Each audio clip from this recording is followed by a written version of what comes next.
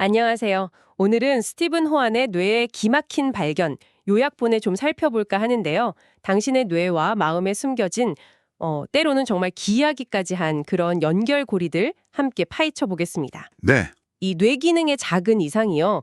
이게 어떻게 우리의 생각이나 행동을 정말 예상치 못한 방향으로 이끌 수 있는지 흥미로운 사례들이 꽤 있더라고요. 네, 맞아요. 보통 뇌랑 마음은 그냥 별개다 이렇게 생각하기 쉬운데 사실은 얼마나 깊고 또 복잡하게 얽혀 있는지 좀 놀라울 정도죠. 그렇죠. 오늘 저희가 살펴볼 몇 가지 사례들은요. 어쩌면 당신이 세상을 이해하는 방식 아니면 뭐 사회적인 통념 같은 거 있잖아요. 네네. 그런 거에 대해서도 다시 한번 생각하게 만들 수 있을 겁니다. 뭐랄까, 당연하게 여겼던 것들의 그 이면을 들여다보는 시간이 될 것 같아요. 바로 그겁니다. 이 자료에서 가장 좀 충격적이거나 생각을 많이 하게 만드는 부분들 그런 걸 뽑아서요. 당신의 뇌와 심리에 대한 이해를 한 뼘 더 넓혀드리는 것. 그게 저희 목표입니다. 네. 자, 그럼 바로 첫 번째 이야기로 들어가 볼까요? 좋습니다. 첫 번째는 그 공감 능력의 부재, 특히 아스퍼거 장애랑 관련된 이야기인데요.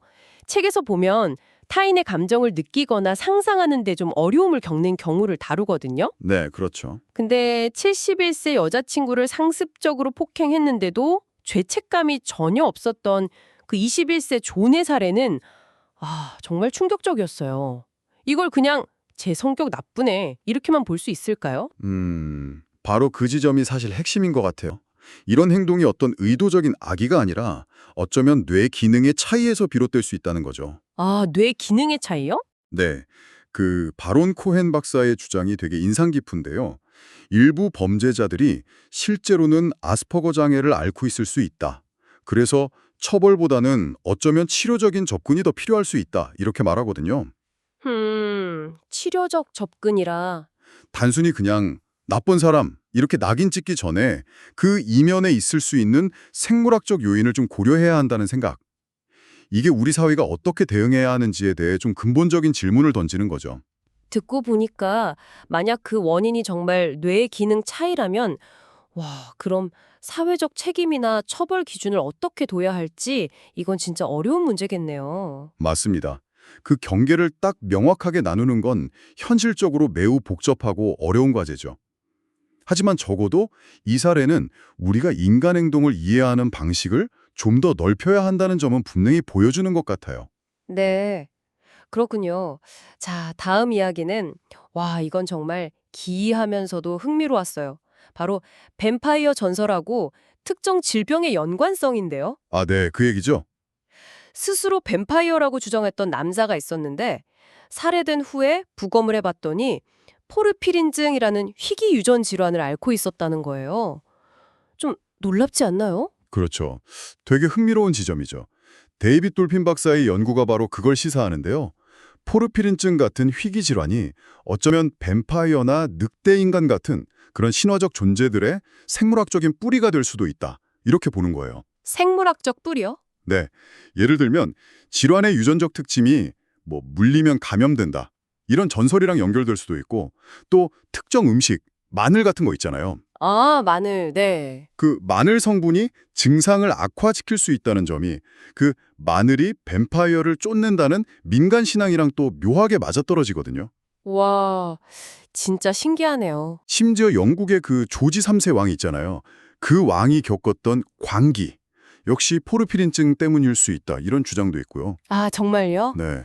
이건 단순히 질병이 신화가 되었다. 이걸 넘어서서 인간의 어떤 생물학적인 특이성이 어떻게 특정 문화적 상징이나 공포의 원형을 만들어낼 수 있는지 그걸 보여주는 아주 강력한 사례라고 할 수 있죠. 와, 질병의 증상이 문화적 상상력이랑 딱 결합해서 그렇게 강력한 신화를 만들어낼 수 있다니 대단하네요, 진짜. 그렇죠. 자, 그럼 마지막으로 범죄와 뇌의 관계에 대한 이야기도 좀 살펴보죠.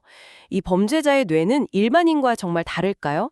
이 책에서는 몇 가지 좀 흥미로운 가능성을 제시하는데요. 네. 하나는 범죄적 극치감 가설, 뭐 이런 건데 선천적으로 각성 수준이 좀 낮은 사람들이 있대요. 네네. 그런 사람들이 범죄라는 아주 극단적인 자극을 통해서 무의식적으로 쾌감이나 어떤 각성 수준을 높이려고 한다. 뭐 이런 설명이죠.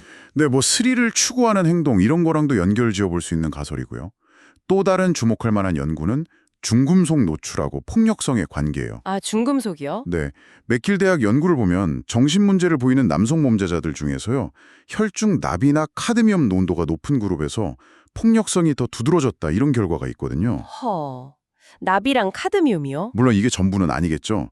이것만으로 범죄의 모든 원인을 다 설명할 수는 없겠지만 우리의 의지와는 별개로 뇌의 상태나 어떤 환경적인 요인이 폭력적인 행동에 영향을 미칠 수 있다는 점은 좀 중요하게 봐야 할 것 같아요. 그렇겠네요. 이건 결국 개인의 책임이라는 그 개념 자체에 대해서 다시 한번 깊이 생각하게 만드는 거죠. 오늘 스티븐 호안의 책 요약본을 통해서 정말 여러 가지를 생각해보게 되네요. 뇌 기능의 미묘한 차이가 공감 능력, 그러니까 아스퍼거에 영향을 미치고 네.